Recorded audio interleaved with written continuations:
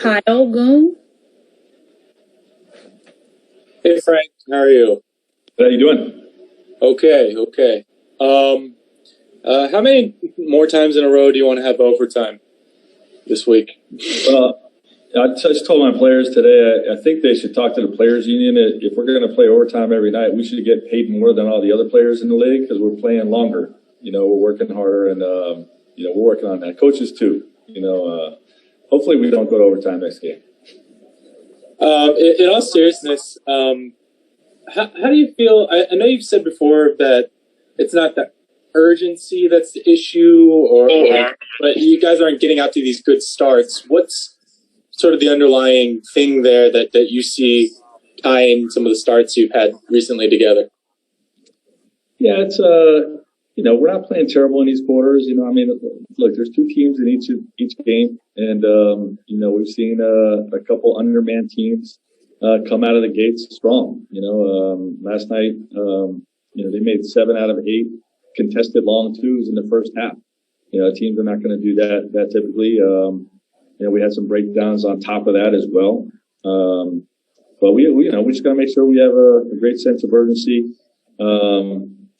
Play with a little more offensive flow. I think that'll get our defense set and in a better position. And if we do those couple things, then hopefully get off to a better start. Dan. Hey Frank, 2 for you. What was AD able to do today?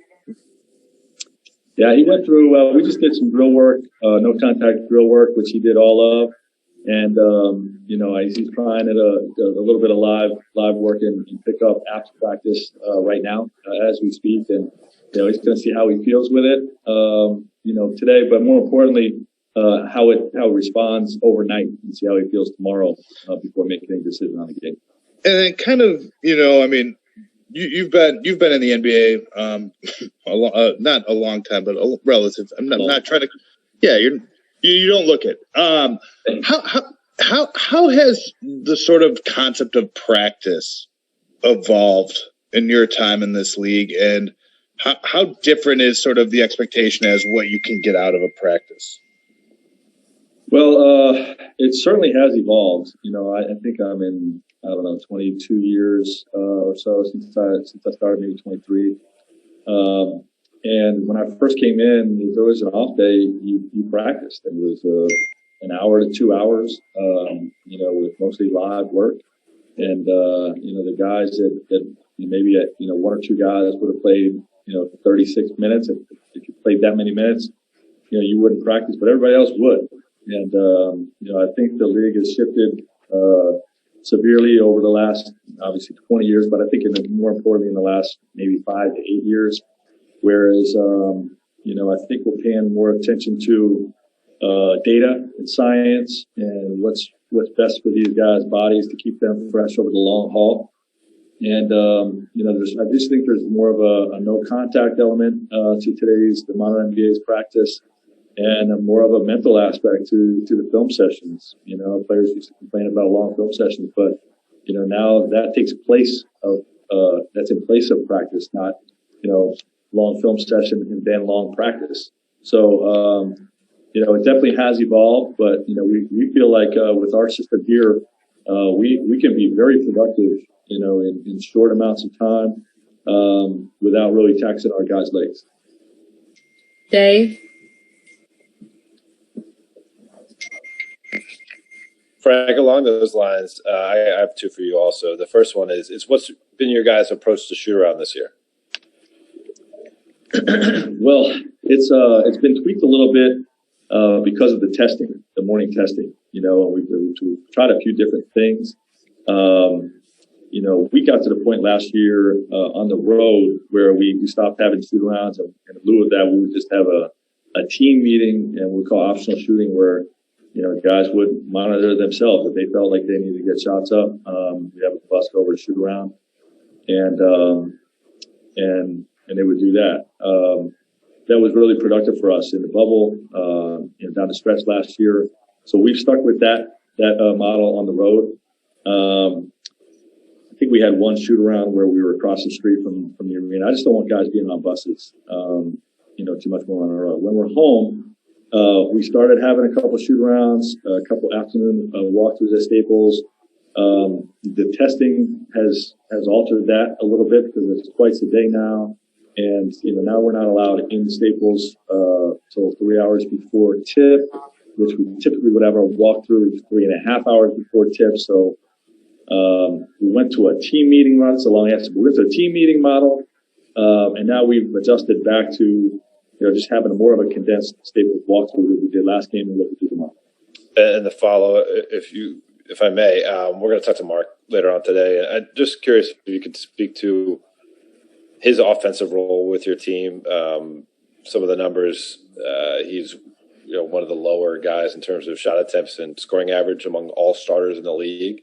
And how much is that because you have some great scorers like AD and LeBron, and how much is him still trying to find his comfort level with this group? Well, his willingness, to play a role of defend and rebound and facilitate offensively has been vital to our team's success this year.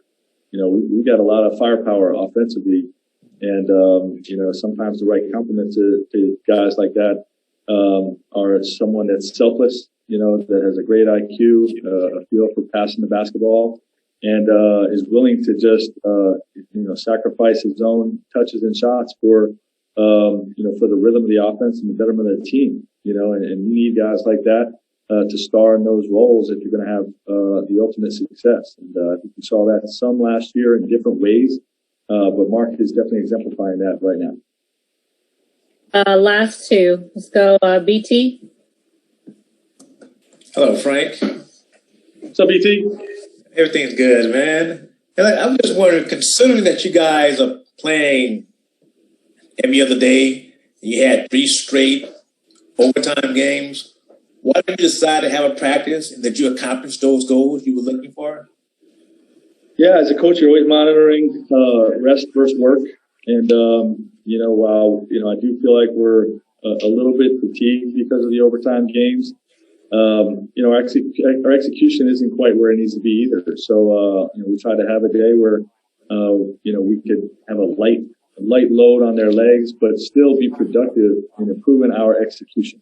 Because while we're on a 6-game win streak, the message to the team was, good enough, but not good enough, right?